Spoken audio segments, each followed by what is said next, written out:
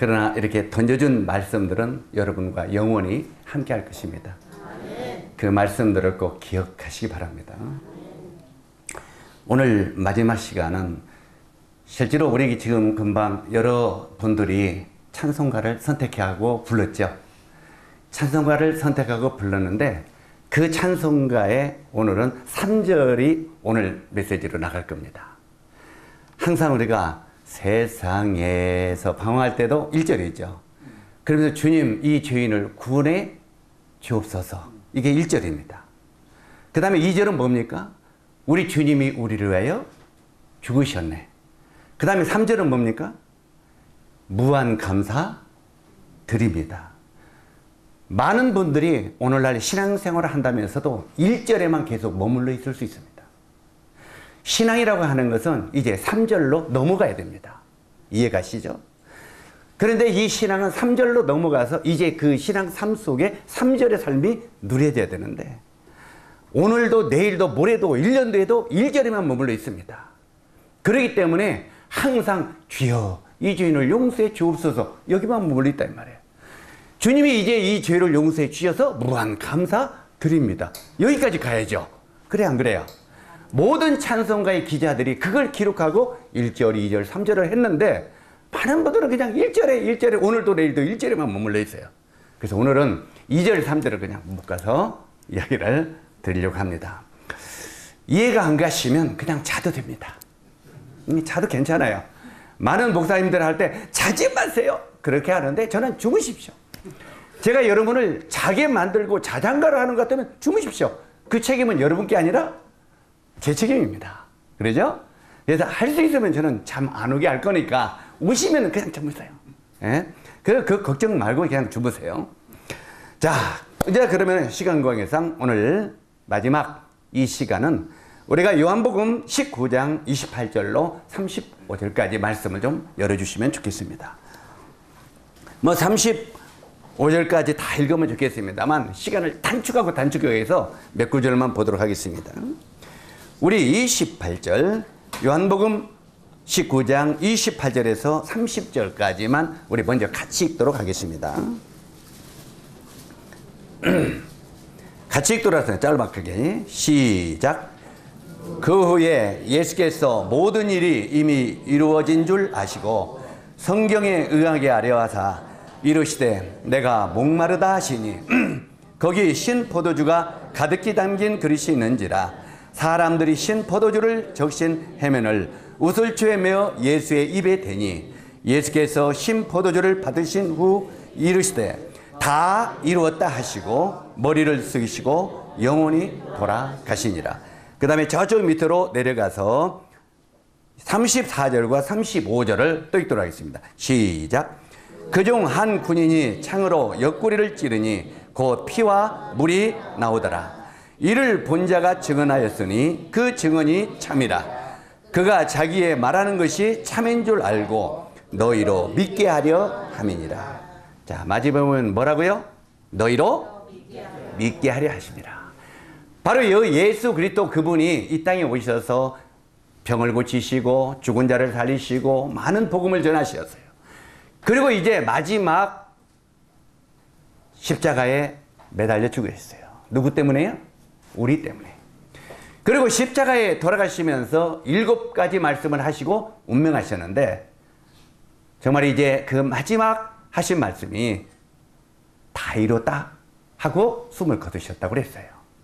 다시 한번 따라하세요. 다 이루었다. 자, 이제 이게 뭘 다 이뤘다는 말이겠습니까? 이 짤막한 예수 그리스도 그분이 마지막 십자가에서 하신 말 다 이뤘다. 이 속에는 모든 성경의 복음이 압축된 내용이 거기에 있습니다. 우리가 다른 건 다 잊어버려도 다 이뤘다는 그 예수 그리스도의 그분의 말씀의 진리를 깨닫게 되고 그 사실만 내 마음 가운데 믿게 된다면은 우리는 성경을 다 믿는 자들이 될 수 있다는 것입니다. 그래서 그 속에 감춰있는 비밀을 오늘 한번 천천히 풀으면서 우리 함께 나누도록 하겠습니다. 실제로 첫 시간은 어제는 나는 누구인가 곧 죄에 대해서 말씀을 드렸어요. 기억하십니까? 우리가 왜 죄인이라고요? 들은 걸 기억하고 있는지 잊어버리는지 이쪽으로 나오는지 이쪽으로 나오는지 한번 진단해 보려고 그래요. 우리가 왜 죄인이라고요? 내가 도둑질하고 잘못한 죄를 지어서 죄인이라고요? 그러면요. 죄인으로 태어났기 때문에 죄를 짓는다고 그랬죠. 우리가 똑같은 것 같지만 이건 분명히 알아야 됩니다. 더 쉽게 설명하면 사과나무가 있어요. 사과나무를 여러분이 심었어요. 사과나무를 심었는데 거기에 나중에 3년이 지나니까 사과가 주렁주렁 열렸습니다. 사과나무를 보니까 사과 열매를 사과를 보니까 이게 사과나무입니까? 사과나무니까 사과가 열었습니까? 아는 것 같으면서도 이상하죠. 이게 뭔가 긴 것 같으면서도 이상하죠. 분명히 이것은 사과가 열었기 때문에 사과나무가 아니라 근본 나무가 사과나무이기 때문에 거기서 사과가 연 것입니다. 이해 가시죠? 우리 사람이 어제 말씀드렸죠. 내가 죄악 중에 출생하였으며 모친이 죄 중에 나를 잉태하였나이다. 모든 사람들은 어머니 뱃속에서 응행하고 태어나면서부터 죄를 짊어지고 태어났다는 것이에요. 그러니까 우리는 종자가 무슨 종자? 죄종자예요. 기분이 나쁘지만 죄종자예요. 예? 그래서 우리가 날마다 이 죄인 하는 것은 우리가 종자가 죄종자이기 때문에 죄인 하는 거예요. 이해 가시죠? 그런데 실제로 그 죄인으로 태어났기 때문에 거기서 부수적으로 열매를 맺는 사과 열매를 맺듯이 열매를 맺는 것이 간음, 사기, 질투, 분쟁, 도덕질 이런 게 열매가 주렁주렁 맺게 되는 거예요. 이해 가시죠? 그래 많은 사람들이 이렇게 해서 죄를 범하고 있는데 결국 이 죄가 어떻게 되느냐? 성경에 보니까 죄의 삭은 사망이라. 여기 칠판이 있으면 제가 더 쉽게 막 좀 써줘 주겠습니다만 죄의 삭은 사망이라고 했는데 우리가 그걸 한자로 한번 생각해 봅시다. 그러면 사자가 무슨 사자입니까? 죽을 사입니다. 그리고 망자는요? 망하는 합니다. 사람은 죽어서 망하는 거예요. 여러분 사람이 죽으면 여기는 면사무소인가요? 면사무소 가서 무슨 신고합니까? 많은 사람들이 한 명도 빠짐없이 전부 사망 신고를 합니다. 그래서 이제 저희들이 찾아가서 선생님 어머님이 돌아가셨습니까? 예. 무슨 신고했어요? 사망 신고. 그러면 엄마는 지옥에 가셨네요? 그러면 기분이 좋아해요? 안 좋아해요? 왜 지옥에 갔다고 뭐라고 하냐고 그런 말을 하냐고 기분이 안 좋아하죠. 사람이 이 땅에 살다가 죽어서 끝날 것 같으면 사망 신고를 하면 안 맞습니다. 무슨 신고를 해야 많으냐면 사인 신고를 해야 됩니다. 죽을 사, 사람인. 그래서 인사사고 났다고 그러죠. 사람이 죽었다. 그래서 사인 신고를 해야 맞는 겁니다. 이해가십니까? 그런데 사인 신고하는 사람 있어요? 없어요? 무슨 신고한다고요? 망자는 무슨 망자라고요? 망하는 망. 죽어서 망하는 신고를 한다 이 말이에요. 많은 사람들이 자기가 죽어서 망하는 신고를 하면서도 자기 영혼이 망하는지를 깨닫지 못하고 있다는 거예요. 우리가 이걸 알아야 돼요. 어떤 사람들이든지 죽어서 지옥 가는 신고를 하고 있는 거예요. 망할 망이에요. 한 번 죽는 것은 사람에게 정하신 것이요 그 후에는 심판이 있다고 성경은 말하고 있어요. 죽어서 망하는 신고를 하면서도 사람들은 자기가 영원한 멸망으로 떨어지는 일을 모르고 있다는 말이에요. 그래서 실제로 많은 사람이 한 사람도 예외 없이 성경은 뭐라고 말하냐면 의인은 없나니 하나도 없도다. 이 세상에 의인이 있다고요? 없다고요? 예. 그런데 단 한 분 의인이 있기는 있어요. 누구예요? 예수 그리스도예요. 나중에 이제 이 말씀을 풀어드리겠습니다만 실제로 예수 그리스도 그분 외에는 이 세상에 의인은 없나니 하나도 없다는. 그러니까 이 세상 모든 사람은 죽으면 어디 가게 돼 있어요? 바로 그 말이에요. 우리들도 내 자신도 예외 없이 인간은 죽으면 지옥으로 가게 되어 있다 이 말이에요. 어제 말씀드렸죠? 사람이 죽어서 끝날 것 같으면 땀 흘리고 이러고 안 다녀요. 저도 놀러 다닐 줄 알고 저도 뭐 맛있는 거 먹을 줄 알고 다 할 줄 알아요. 날마다 비까 하고 놀러 다니죠? 그런데 왜 이렇게 땀 흘리면서 이렇게 전다고 했어요? 성경은 분명히 우리들에게 말하기를 한 번 죽는 것은 사람에게 정하신 것이요. 그 후에는 심판이 있다고 말하고 있습니다. 또 이 성경은 다시 말하기를 모든 사람이 죄를 범하였음에, 이게 로마서 3장 1절에 나오는 말씀인데, 모든 사람이 죄를 범하였음에 하나님의 영광에 이르지 못하든지, 모든 사람이 다 죄대로 됐기 때문에 하늘나라에 갈 사람은 하나도 있다 없다? 없다. 이게 성경이에요. 바로 이 껍질을 조금 오늘 더 이야기한 거예요. 우리가 이만큼 죄인이다 이 말이에요. 그렇기 때문에 내 노력과 내 애씀으로는 천국에 갈 수 있다 없다? 없다. 이게 성경이에요. 그래서 그러면 어찌하오리까? 이게 나와야 되잖아요. 어찌하오리까? 전부여 의지 없어서 손들고 나. 근데 이게 손 말로 입으로만 손들고 납니다만 마음이 안 나와. 중요한 것은 우리 마음이 중요합니다. 실제로 우리가 주님 앞에 손들고 나오니까 곧 회개하는 마음으로 주 앞에 옵니다. 자, 이제 회개하고 주님 앞에 왔어요. 그러면 성경은 뭐라고 말합니까? 수고하고 무거운 짐진 자들아 다 내게로 오라. 그 수고하고 무거운 짐을 무슨 짐이라고 하냐면 저기서 돈덩어리 이 짐을 말하는 게 아니에요. 수고하고 무거운 짐이 무슨 짐이겠어요? 죄짐이에요. 죄짐을 지고 지옥으로 달려가는 수고하고 무거운 짐진 자들아 누구한테 오라고요? 부처님한테 오라? 공자님한테 오라? 다 내게로 오라 그랬어요. 다 내게로 오라. 예수님이 내게로 오라. 그리고 너희를 내가 쉬게 하리라. 다시 말해서 네 모든 죄짐을 내가 담당할 테니 너는 쉬어라 이 말이에요. 그래서 중요한 것은 우리가 그 죄짐을 가지고 예수님 앞에 나가는 게 중요하다. 그런데 나가가지고 어떻게 해야 되겠어요? 예수님 죄짐 지고 왔어요. 그러면 예수님이 뭐라고 하세요? 뭐라고 하세요? 너 평생 지고 있어라. 죄짐 지고 나한테 나왔니? 예. 그럼 평생 죄짐 지고 있을 거라. 주님 그러가겠어요? 그렇다면 예수님께 나갈 필요 있어요 없어요? 그분을 믿을 필요 있어요 없어요? 평생 그 죄짐을 지고 주님 앞에 나가서 짊어지고 있을 것 같으면 주님 앞에 나갈 필요가 없는 것입니다. 주님은 그 죄짐을 가지고 있으면 그것을 내게로 갖고 오라고 말해요. 내게로. 그래서 바로 예수 그리스도 그분 앞에 그 죄짐을 던져라 이 말이에요. 그리고 너희는 쉼을 누리라 이 말이에요. 이게 성경이에요. 그런데도 많은 사람들이 왔다 갔다 헷갈려. 뭔가 죄짐을 가지고 나간 것 같아도 용서도 받은 것 같았는데 마음에 보면 덜커덩 이놈의 죄가 있어. 안 넘어간 것 같아. 그러니까 계속 사람들은 죄를 가지고 평생을 씨름하면서 산다 이 말이에요. 그래서 성경은 우리들에게 뭐라고 말합니까? 바로 우리의 모든 인생들은 이 죄 문제를 가지고 평생 씨름하는데 성경은 뭐라고 말하냐면 너의 모든 죄를 내가 다 이루었다 하고 죽으셨어. 바로 이 다 이뤘다 하는 말은 오늘 우리가 한국말이 아닌 다른 나라 말을 한번 써봅시다. 팔레스타인 말, 히브리 말, 아람 말 이런 걸 한번 우리 좀 한번 써봅시다. 뭐 살다 보니까 다른 나라 말도 한번 써봐야죠. 한번 저를 따라서 하세요. 테텔라스타이. 이상한 말을 한번 들어봐죠. 다시 한번 테텔라스타이. 이 팔레스타인 사람들은 이제 여러분이 이제 이걸 살려고 가게에 갔어요. 이 마이크 파는 가게에. 가가지고 보니까 이 주인에게 물어봅니다.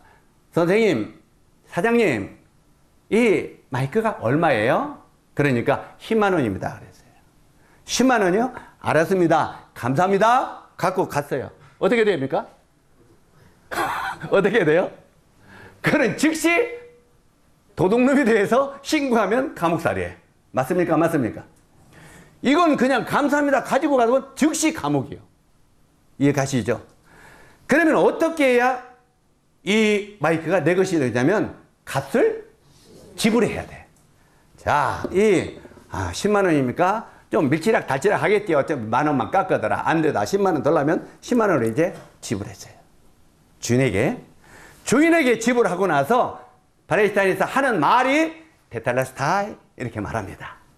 다시 말해서 이 마이크 값을 다 지불했습니다. 이 말이에요. 이해 가시죠? 자, 그러면 이 값이 지불됐어요? 안 됐어요? 그러면 이제 이놈을 가지고 갑니다. 이 마이크 주인이 나를 고소할 수 있어요? 없어요? 감옥에 보낼 수 있어요? 없어요? 신고할 수 있어요? 없어요? 나는 이 마이크에 대해서 이것은 내 것이 됐고 나는 자유로운 거예요. 아멘? 바로 이 테텔라스타이 이 값을 지불했다 이 말이에요. 그러면 이제부터는 만약에 이 마이크를 우리 저게 사장님이 이제 우리 저 장로님이 이제 이 사장님이요. 내가 이제 돈을 지불하고 갔는데 나보고 쫓아와서 그거 내놔요. 다시 가져갔어. 그러면 이제 내가 신고하면 저 어떻게 돼요? 감옥에 가. 아까까지는 저기 거지만 이제는 주인이 어디로 왔어요? 내 것이 된 거예요. 이제는 내가 신고하면 반대로 그 사장이 감옥에 가는 거예요. 알겠습니까? 그래서 이 값을 지불했다는 것은 굉장히 귀중한 거예요. 이해가시죠? 값을 지불하는 것이 너무너무 귀중한데 예수 그리스도 그분이 십자가에서 돌아가시면서 마지막 하신 말씀이 값을 지불했다. 무슨 값을 지불했다고? 바로 우리가 모든 사람이 죄를 범하여 하나님 영광에 이르지 못하던 그 죄값을 예수 그리스도 그분이 내가 십자가에 치면서 지불했다 이 말이에요. 그러면 그 모든 나의 죄값을 예수 그리스도 그분이 십자가에서 지불했으면 나는 그 죄에서 자유로워야 돼요? 계속 가지고 있어야 돼요? 여기서 이제 여러분이 헷갈리고 왔다 갔다 할 수 있어요. 나중에 이제 이건 오늘 확실히 해결해야 돼. 자, 이제 이 문제를 오늘 이야기하려는 게 오늘 이 성경의 내용이에요. 바로 이 다 이뤘다는 의미를 알자 이 말이에요. 실제로 이 죄의 문제를 끝냈다고 했는데 어제 말씀을 잠시 들렸지만 안더니? 응? 아직 시작도 안 했네, 야는. 자, 요한복음 19장 28절로 30절이니까 다 이뤘다 하고 이 말씀이 굉장히 성경에 최고로 중요한 내용입니다. 자, 주님이 이제 마지막 갈보리 십자가에서 죽으시면서 다 이뤘다 하고 숨을 거두시던 소리 잭은 안 나오니? 소리가 좀 안 나온다. 자, 이것을 이 다 이뤘다는 의미를 알기 위해서 이제 성경 속으로 좀 들어가 보자 이 말이에요. 성경 속으로 들어가 보면 창세기 2장 17절에 어제 잠깐 말씀드렸죠? 선악을 알게 하는 나무의 열매를 내가 먹지 말라. 내가 먹는 날에는 반드시 죽으리라 그랬어. 어저께 선악과를 따먹는 날에는 반드시 어떻게 된다고요? 죽으리라고 그랬어. 그런데 아담과 하와가 선악과를 따먹었어요? 안 따먹었어요? 따먹었는데 죽었어요? 안 죽었어요? 어제 말씀드렸죠? 안 죽었다고 그랬어. 왜 따먹었는데 안 죽었겠어요? 왜? 실제로 만약에 아담과 하와가 안 죽었다면 실제로 하나님의 말씀은 모순입니다. 하나님이 먹으면 정령 죽는다고 했으면 이는 바로 죽어야 하나님의 말씀이 맞죠? 그런데 이는 죽지 않고 무화과나무 뒤에 숨었다고 그랬어. 꼭꼭 그때부터 숨바꼭질이 시작된 거예요. 숨바꼭질이 어디서 나온 줄 아세요? 이때부터 하나님과 사람과 숨바꼭질이 시작된 거예요. 숨바꼭질의 원조가 어딘지도 모르고 나는 술래 너는 찾는다 여기서 막 이러고 하잖아요. 술래잡기의 원조가 여기서 나왔어.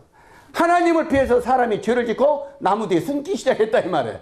예? 그래서 이제 하나님이 불러러 옵니다. 성경을 보면 성경을 지금 쉽게 설명할게요. 다 읽지 않아도 이해하세요. 아담아 하고 불렀어요. 그러니까 아담이 나무 뒤에 숨어서 내가 벗었으므로 두려워하여 숨었나이다. 하나님이 뭐라고 하십니까? 너 원래부터 벗었다.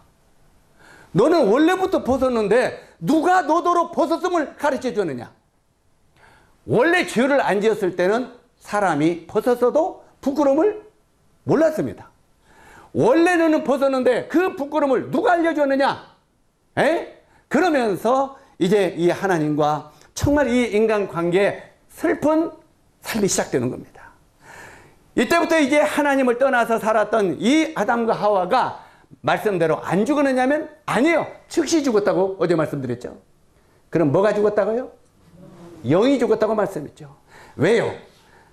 하나님이 흙으로 사람을 만드시고 그 코에 생기를 불어넣으시니 사람이 생영이 되었다. 사람은 이 눈으로 만든 이 눈으로 보이는 육체가 있고 눈에 안 보이는 영이 있다는 말입니다. 이 영은 어디서 왔다고요? 하나님으로부터 왔다는 거예요. 하나님으로부터 왔는데 우리가 선악과를 따먹는 순간 이 안에 있는 영이 죽어버렸다 이 말이에요. 영이 죽었다는 말은 하나님과 사람과 관계가 끊어졌다는 말이에요. 끊어지니까 그때부터 인간은 어떻게 삽니까? 하나님 어디 있어? 누가 봤어? 하나님이 밥 먹이죠? 그러고 사는 거예요. 왜? 하나님과 관계가 끊어져 버리니까. 내가 열심히 노력해야 돈 벌지 하나님 밥 먹이죠? 이러고 사는 거야. 이해 가십니까? 이건 하나님과 관계가 끊어졌다 이 말이에요. 그리고 이제 내 말대로 내가 하나님이 되어서 내 마음대로 산다 이 말이에요. 내 마음대로. 그렇게 인생을 사는데 하나님은 이 사람이 제가 하나님이라면요, 너희는 자식 기옥에 달아버려. 너는 이제 나는 배반하고 떠나버렸으니까 나는 관심 없어. 나 같아 내가 하나님이라면 그럴 거예요. 그런데 하나님은 인간을 그분이 만드셨죠. 그분이 만드셨기 때문에 인간이 하나님을 떠나서 나가서도 그를 어떻게든지 다시 살리려고 하나님의 애쓰는 모습이 구원의 모습이다 이 말이에요.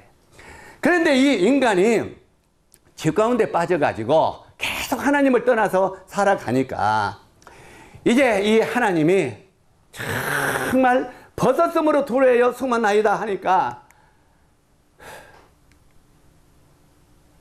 여기 보면 여자가 그 실과를 따먹고 자기와 함께 남편에게도 주매 그도 먹은지라 이에 그들의 눈이 밝아 자기 몸에 벗은 줄 알고 무화과나무 잎을 엮어 치마를 하였더라. 오늘 각별히 여기에 무화과나무 잎을 엮어 뭐라 했다고요?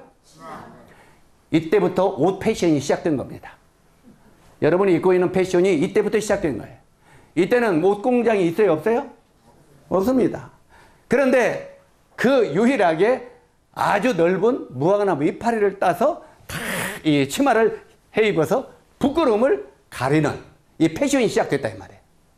그런데 이 사람이 무화과나무를 오롯이 입었는데 해가 뜨고 그러면 이게 말라요 안 말라요? 그럼 우수수 떨어져요 안 떨어져요? 그러면 이제 하와가 여보 당신 벗었다. 에? 당신도 벗었다. 그러면 또 따서 떠 있고 또 따서 떠 있고 평생 이제 자기 노력으로 자기 죄의 부끄러움을 가리는 일이 시작됐다 이 말이에요. 이해 가십니까? 자기의 애씀과 자기 노력으로 자기의 죄의 부끄러움을 가리우는 일을 시작했다 이 말이에요. 하나님이 그 꼴을 보니까 참 너무 불쌍하다 이 말이에요. 미웃기는 한데 너무 불쌍해. 그래서 하나님이 아담아 예 이리 와 이리 와 예 그러니까 하나님이 어떻게 하시느냐, 하나님이 여기에 부끄러워 나뭇잎으로 가려는데 하나님이 왜 빨리 나와버리나?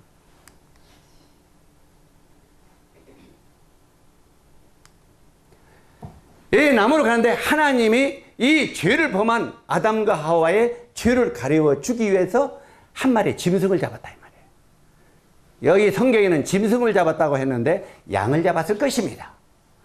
실제로 한 마리의 양을 잡아가지고 그 가죽을 벗겨가지고 바로 이 아담과 하와의 부끄러움을 가려줬다는 거예요.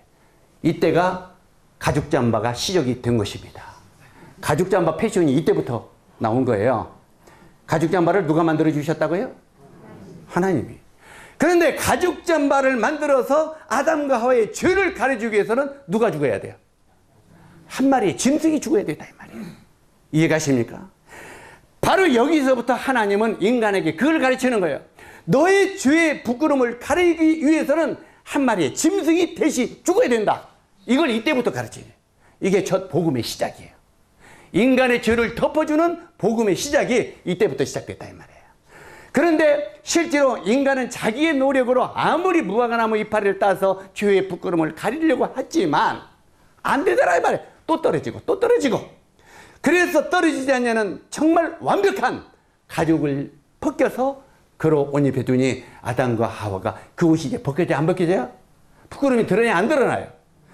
자, 이렇게 해서 이제 아담과 하와의 죄를 가리워 줬는데 하나님은 죄에 대한 심판은 필히 하셔야 돼요.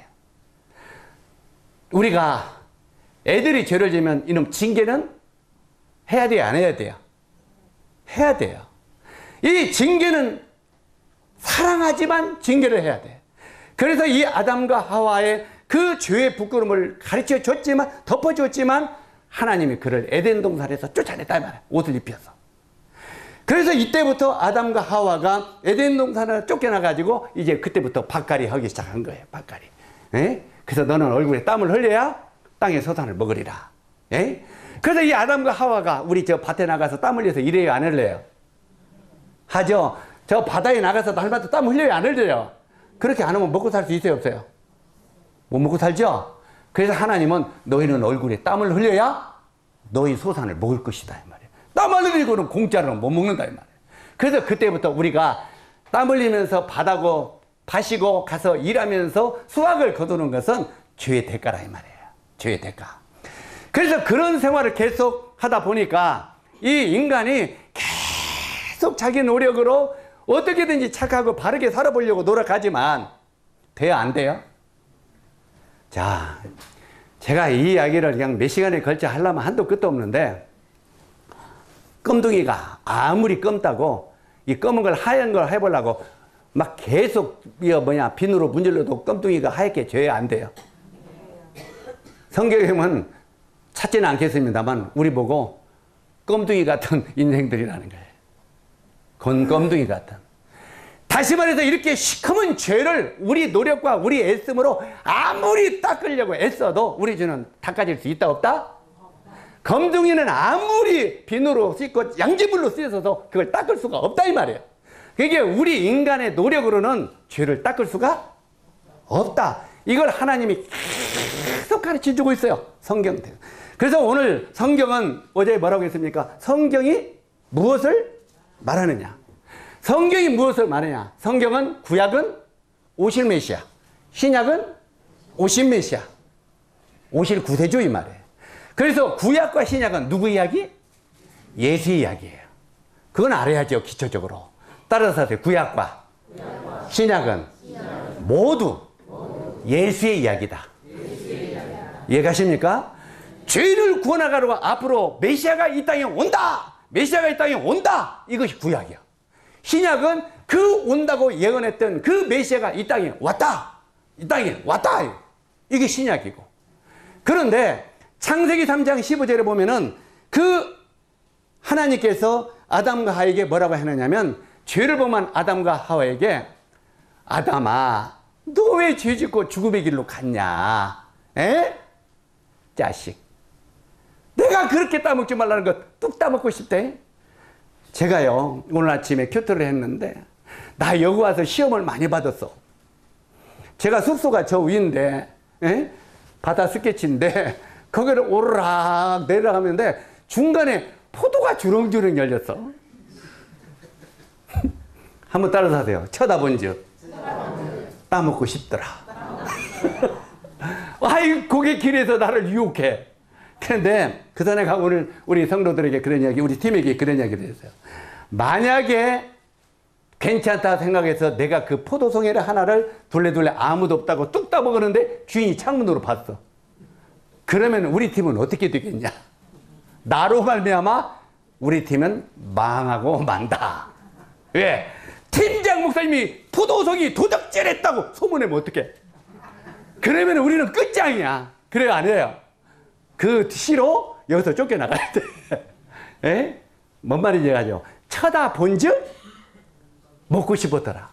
아담과 하와가 선악과를 쳐다본 즉 보암직도 하고 먹음직도 하고 지혜롭게 할 만큼 탐스럽기도 한 나무인지라 뚝딱 따먹고 나와 있잖아요. 그래서 우리는 보지 말아야 될 것을 쳐다보면 따먹고 싶은 마음이 생겨요. 이런 것, 인간의 본능이다, 이 말이에요. 그래서 실제로 이 성경은 우리들에게 계속 이런 죄가 막 속에서 나온다, 이 말이에요. 그때부터. 이 아담의 씨를 받고 태어난 우리이기 때문에 우리는 족보가 조상 아담이 하나님께 범죄한 죄인이다, 이 말이에요. 그래서 그 아담의 씨를 받고 계속 태어났기 때문에 우리들은 어머니 뱃속에서 태어나면서부터 죄의 종자로 태어났다. 성경은 이렇게 말하고 있는 거예요. 이해 가시죠? 그런데 하나님은 이제 아담과 하와에게 창세기 3장 15절을 보니까 뭐라고 말하고 있느냐면, 앞으로 이 땅에 여자의 후손이 올 거다. 여자의 후손이. 그래서 실제로 여자의 후손이 오는데, 여자의 후손은 뱀이 아담과 하와에게 선악과를 따먹게 했잖아요. 그러니까 여자의 후손은 뱀의 머리를 깨뜨리고 뱀은 여자의 후손의 발뒤꿈치를 막 물 것이다 그랬어요.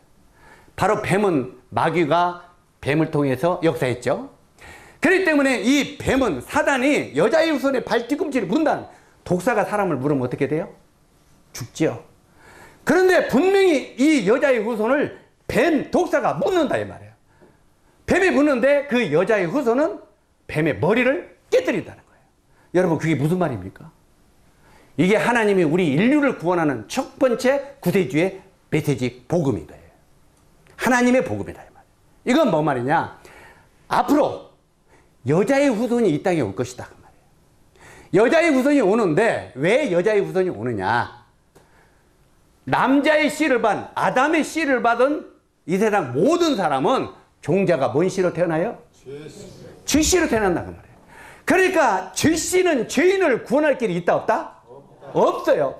그러면은 공자도 아버지가 있어요 없어요? 유교의 창시자인 공자도 아버지가 있어요. 그러니까 결국은 죄씨의 죄종자요 아니에요? 공자도 죄종자예요. 석가모니도 인도의 왕의 아들이요. 아버지가 있어요 없어요? 그러니까 불교의 창시자인 석가모니도 죄종자요 아니에요? 다 죄종자예요. 그러면 예수님은 아버지가 있어요 없어요? 이제 여기서 헷갈리지. 요셉이 있는데 마리아도 있는데 등등 나올지 모르지만 실제로 구약에 여자의 후손이 온다고 했는데 그 여자의 후손은 죄가 없이 이 땅에 온다 이 말이에요. 왜? 남자의 씨를 받으면 죄 씨를 물려받기 때문에 남자의 씨를 받지 않으면 여자의 후손이 온다 이 말이에요. 그래서 그렇게 예언하던 것이 이사야서에도 보면은 거기에 보면 앞으로 여자의 후손이 처녀가 잉태하여 아들을 낳으리니 계속 나오는 거예요. 역사 대대로. 그러다가 그가 신약의 마태복음 1장 21절로 23절까지 보면 처녀가 잉태하여 아들을 낳으리니 그 이름을 누구예요? 예수라 하라. 바로 그래서 예수 그리스도 그분은 아버지의 씨를 받지 않으면 여자의 후손이다 이 말이에요. 그래서 그분을 의롭다, 의인이다 이렇게 말하는 거예요. 이해 가시십니까? 그래서 이 창세기 3장에 실제로 이 뱀은 여자의 후손의 발뒤꿈치를 문다는 거예요. 사단이 여자의 후손의 발뒤꿈치를 문다. 그래서 죽인다 이 말이에요. 그래서 사단 마귀가 예수님을 십자가에 죽인 거예요. 이해 가십니까? 그런데 여자의 후손은 뭐라고 했습니까? 뱀의 머리를 깨뜨린다고 그랬죠. 바로 이 사단 마귀가 예수님을 십자가에 죽였어. 그리고 내가 이겼다, 승리! 그랬다, 이 말이에요. 그런데 예수님은 3일 만에 만세! 하고 부활하셨다, 이 말이에요. 죽음의 권세를 깨뜨리고 부활하셨다, 이 말이에요. 이게 바로 예수 그리스도 그분이 뱀의 머리를 깨뜨린다는 말이에요.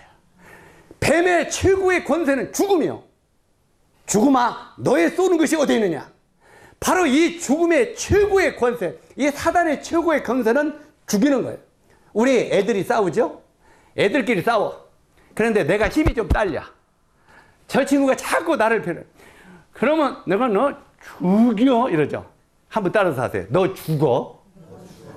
왜 그러냐면 죽인다는 말이 최고 무서운 말이에요. 그래 안 그래요? 그래서 애들은 힘 받으면 죽인다고 그래. 어른들도 그러잖아. 너 확 죽여. 이 죽인다는 말이 제일로 무서운 말이에요. 이 죽이면 자기가 이기잖아요. 그러니까 사단 마귀의 최고의 권세가 사망이에요. 죽이는 거예요. 그래서 우리는 사단의 후예로 태어났기 때문에 우리 입에서도 죽여 이 소리가 나오는 거예요. 사단 따라서. 그 사단이 예수님을 죽였다 이 말이에요. 어디에서? 십자가에. 그래서 사단이 예수님을 십자가에 죽여서 예수님이 살아나지 못했다면 우리는 예수 믿을 필요가 있어요 없어요? 끝나는 거예요. 더 이상 깨면 안 되는 거예요. 그런데 예수 그리스도 그분이 3일 만에 사망의 권세를 깨뜨리고 부활하셨단 말이에요. 그 말은 무슨 말이냐면 네가 나를 죽여도 나는 또 살아난다 이 말이에요. 자, 죽여도 살아나고 죽여도 살아나면 그 이상 사망이 부활을 이길 수 있어요 없어요? 잘 들으세요. 사망은 부활을 이길 수 없다는 거예요. 그래서 부활하신 예수 그리스도가 사단의 권세를 깨뜨리고 내가 죄에서 승리했다. 이걸 선포하는 것이 여자의 후손된 예수 그리스도의 마지막 선포다 이 말이에요. 이해가십니까? 바로 이 예수 그리스도 그분이 그렇게 부활하셔서 여자의 후손이 바로 뱀의 머리를 깨뜨린다. 이것을 창세기 3장 15절에 죄를 범한 아담에게 첫 번째 복음으로 말을 했어요. 근데 그 복음이 계속 구약의 그림자로 내려왔다 이 말이에요. 그래서 신약에 내려와서는 그 구약의 예언대로, 구약의 언약대로 바로 신약의 어린 양 되신 예수 그리스도가 이 땅에 오셔서 우리 죄를 위하여 십자가에 죽으시고 3일 만에 부활하셨다 이 말이에요. 그래서 우리가 예수님은 아버지의 씨를 받지 않았기 때문에 그분만이 뭐예요? 구세주가 되고 의로운 자가 되는 거예요. 야, 자꾸 나는 이럴 때 저 말씀을 전할 때마다 시험이 와. 이걸 안 해야 빨리 나가는데 자꾸 뭘 더 던져주고 싶어갖고 이게 남아요. 실제로 우리가 구약의 창세기에 보면은요, 아까 실제로 이 사단 마귀가 이제 예수님의 예수님의 발뒤꿈치를 문다고 했는데, 실제로 이 하나님께서 앞으로 여자의 후손이, 바로 이 뱀의 머리를 깨뜨릴 것이다. 이걸 아담이 들었어요, 안 들었어요? 들었어요. 아, 여자의 후손이 와가지고 우리가 죄를 졌는데 우리를 죄에서 구원하시는구나. 그런데 그 당시 둘러보니까 여자가 있어요, 없어요? 누구만 여자가 있어요? 여자가 그때 몇 명 있어요? 자기 아내 하나뿐이 없어요. 그래서 바로 이 아담은 아무리 둘러봐도 자기 아내 하나뿐이 없거든. 그래서 여자의 후손을 보내겠다고 하는 말을 이 하와의 후손을 보낸다고 줄 알았어요. 그래가지고 그때는 하와가 아니라 이름이 뭐였냐면 여자였어요. 남자의 옆구리에서 여자를 만들었다고 그랬죠. 그때는 이름도 없고 여자였는데 그 뒤에 아담이 그에게 이름을 지어주는데 뭐라고 지어줬어요? 내 이름을 하와라. 아내 이름을 하와라고 지었어요. 그러면 하와라는 뜻이 무슨 뜻이냐면 생명이라는 뜻이에요. 생명. 여보, 하나님이 여자인 당신의 후손들에게서 생명을 구원할 구세주를 보내준대야. 그래서 당신은 생명이야. 구원자야. 당신의 몸에서 날 자가 구세주가 된대. 아, 기대했겠어요, 안 했겠어요? 그런데 아기를 딱 낳았는데 가인이 태어났어. 가인이 태어났는데 그래서 딱 태어나는 아들을 네 이름을 가인이라 칭한다 하고 아담이 지어줬어요. 가인의 뜻이 무슨 뜻입니까? 가인의 뜻은 하나님의 약속을 얻었다, 이런 뜻이에요. 다시 말해서 하나님이 구세주를 보내준다고 했는데 그 예언대로 당신에게서 구세주가 왔다. 그래서 가인이라고 지었어요. 그런데 가인이 잘하는 걸 보니까 구세주는 고사하고 못된 짓만 하고 있더라 이 말이에요. 에? 그러니까 실망이 돼야 안 되겠어요. 실망이 되니까 지금 고민에 빠졌는데 두 번째 아들이 응행하고 또 태어났어. 태어나니까 다 쳐다보지도 않고 네 이름은 아벨이니라 그래서 아벨. 아벨이라는 뜻은 허무하다, 부질없다, 이런 뜻이에요. 다시 말해서 내가 생명의 구세주를 기다렸더니 부질없다, 허무하다. 가인을 보니까. 그래서 그 이름을 아벨이라고 지었어요. 족보로 내려가면 또 굉장히 시간이 걸리니까. 그래서 성경에는 많은 그 대대로 나타나는 그 사람들의 이름의 뜻만 알아도 연대기적 성경이 예언이 풀어지는 거예요. 뭔 말인지 이해가시죠? 근데 오늘은 그 얘기를 하려고 하는 건 아니고 내가 자꾸 고리 가려고 해서 이쪽으로 바로 잡을게요. 자, 그때부터 이제 계속 이 여자의 후손 그것도 가르쳤고, 그 다음에 이제 무화과나무 이파리를 따서 해가지고 나중에 하나님께서 양을 잡아가지고 가죽옷을 지어주고 이렇게 하면서 세월이 흘러갔어. 세월이 계속 흘러가면서 구약은 그림자라고 그랬죠. 그림자로 하나님이 계속 구원받는 방법을 가르쳤다 이 말이에요. 그런데 우리가 성경을 보면은 이제 신약 성경으로 한번 뛰어내려와서 시간이 좀 많이 들 것 같으니까 뛰어내려와서 로마서 3장 20절에 보니까 이런 말씀이 있어요. 한번 따라서 하세요. 천천히. 그러므로 율법의 행위로 그 앞에 의롭다 하심을 얻을 육체가 없나니. 자, 율법의 행위로는 하나님 앞에 의롭다함을 얻을 육체가 있다 없다?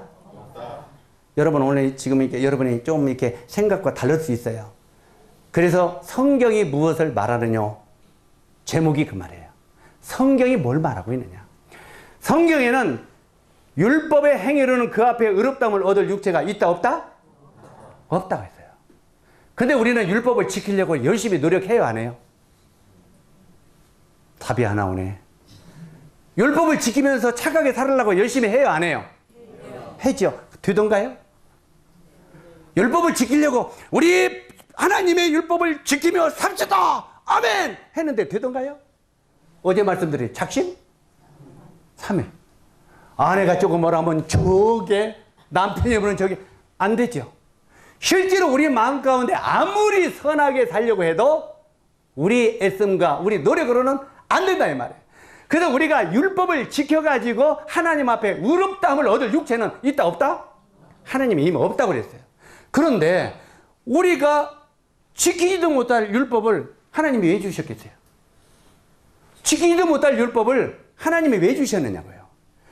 우리가 로마서 3장 20절 이하를 쭉 보면은 이렇게 되어 있어요. 그러므로 율법의 행위로 그 앞에 의롭다함을 얻을 육체가 없나니 율법으로는 죄를 깨달음이니라. 하나님이 우리들에게 율법을 주신 이유는 율법을 지키라고 준 것이 아니요. 네가 죄인임을 깨닫게 하려고 율법을 주셨다는 거예요. 이걸 알아야 돼요. 우리요.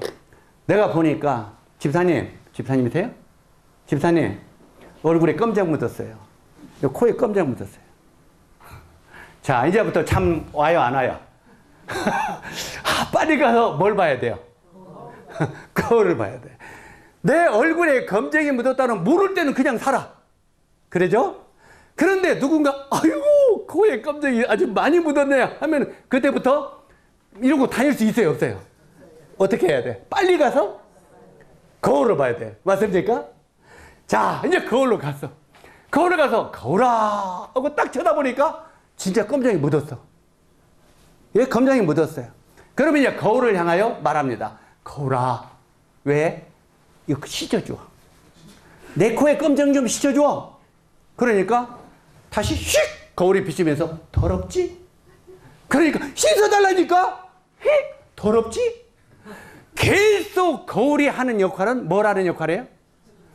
내가 더러운 검정이 묻었다는 것을 보여주는 역할을 하는 게 거울이다 이 말이에요. 이해 가십니까? 율법으로는 죄를 깨달음이라.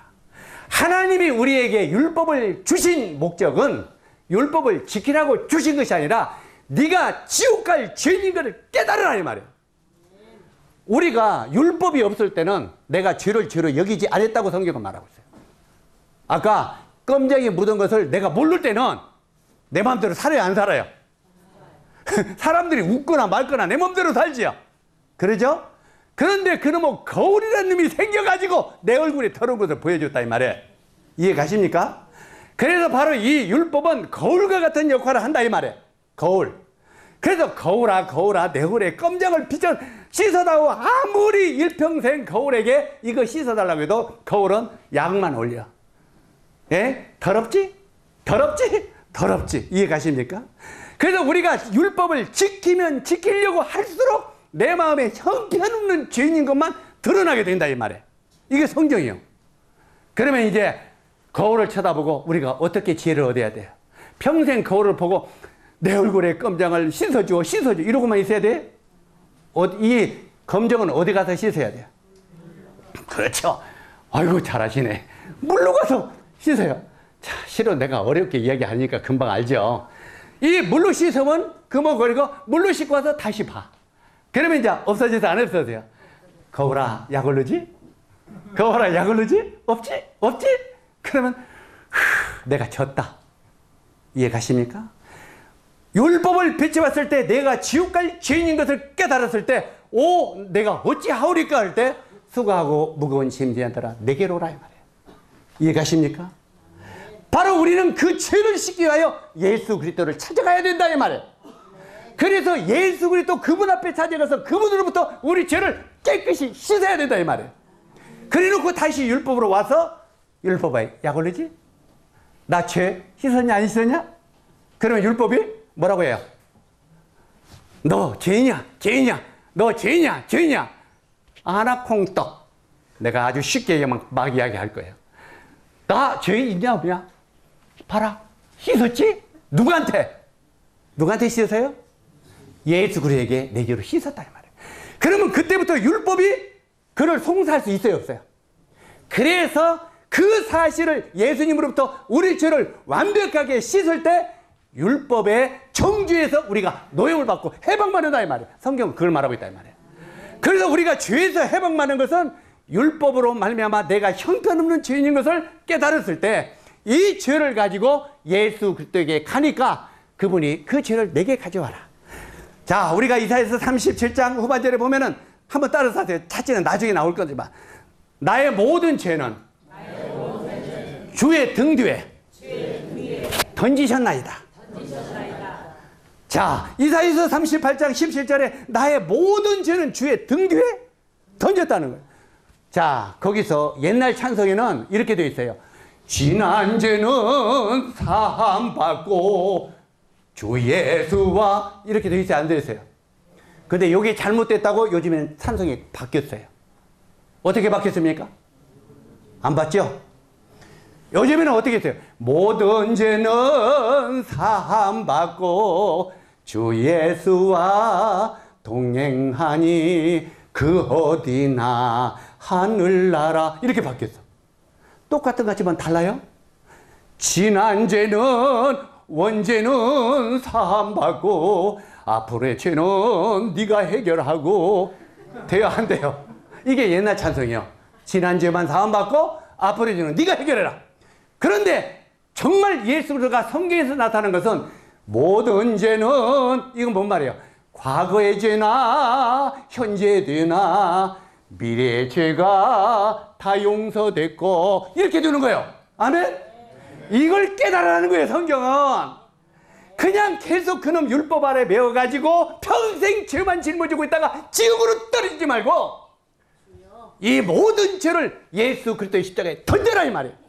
이게 바로 다 이뤘다 이 말이에요. 왜? 너의 모든 죄를 내가 끝냈으니까. 너의 모든 죄과를 십자가에서 내가 다 끝냈기 때문에 내게로 오기만 하라. 그리고 이 사실을 믿기만 하라 이 말이에요. 이해가십니까? 그런데 이 사실을 어제 우리 훈련했어요, 안 했어요? 돈만 원을 주니까 이거 줄 걸 믿냐? 줄 것도 같고 안 줄 것도 같고. 항상 우리 마음 가운데 그런 생각이 있어요, 없어요? 주님을 내 죄를 용서했다고 하는데 죄를 용서한 것 같도 같고 안 용서한 것도 같고 이게 항상 우리 마음을 지배하고 있다 이 말이에요. 그러나 하나님의 말씀은 시건치 아니하시는 하나님이십니다. 하나님은 한 번 말씀을 하셨으면 변개하지 아니하는 하나님이십니다. 이 성경을 믿으시기 바랍니다. 내 생각과 내 모든 것들은 날마다 변할 수 있어요. 내 생각과 내 마음은 변할 수 있지만 영원하신 주님의 말씀은 영원토록 변치 않는 거예요. 그래서 그분의 우리가 믿는 것은 여러분 오늘 이번에 와서 말씀을 전하는 이 팀장 목사에게도 믿지 마십시오. 나는 거짓말할 수 있어요. 이해 가십니까? 사람이니까. 사람은 믿지 마세요. 장로님도 믿지 마요. 오늘 기분 나쁜 소리 하겠지만 뭐만 믿을 수 있어요? 살아계시고 변치 않냐는 그분의 말씀만 믿으라 이 말이에요. 이제 우리들은 여기서 모든 걸 전하고 내일이면 떠납니다. 그러면 다시 안 만날 수도 있고 다시 만날 수도 있어요. 그러나 여러분 앞에 놓여 있는 그분의 말씀은 여러분과 같이 있어요, 없어요?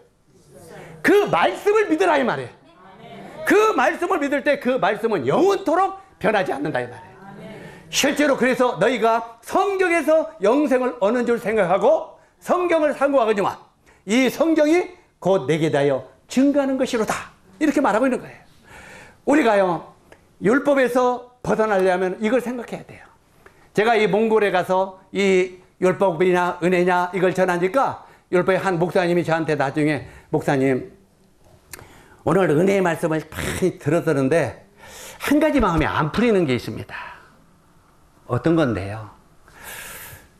그래도 하나님이 이 율법을 최고의 하나의 정석으로 올바른 이런 거울로 우리에게 주셨는데 그래도 이것을 우리가 지키려고 노력해야 되지 않겠습니까? 그런데 율법의 행위로는 의롭다함을 얻지 못한다고 자꾸 이것을 안 지키려고 하니까 마음에 부담이 드는데 이건 어떻게 해야 됩니까? 하고 질문했어요. 아주 좋은 질문이었어요.